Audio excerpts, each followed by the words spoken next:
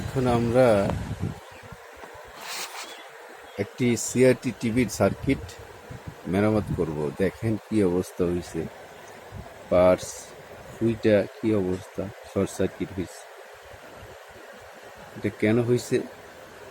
এই যে একটা কাজ করছে, এই যে একটা ফালতু পাওয়ার সাপ্লাই সেট করছে, যার জন্য ভোল্টেজ কোনো নিয়ন্ত্রণে নাই, কন্ট্রোল নাই, যার জন্য ওভার ভোল্টেজ হইয়া পাওয়ার সাপ্লাইটা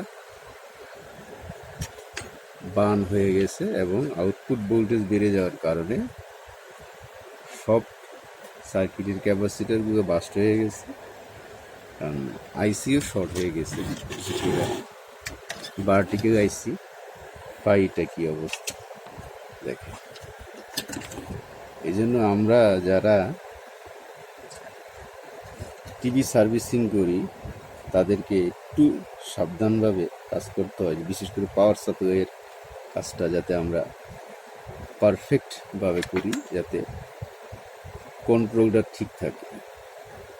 এটাই আমার টেকনিশিয়ান ভাইদের প্রতি আমার নির্দেশ বা রিকোয়েস্ট। ওকে, খুদা হাফেজ।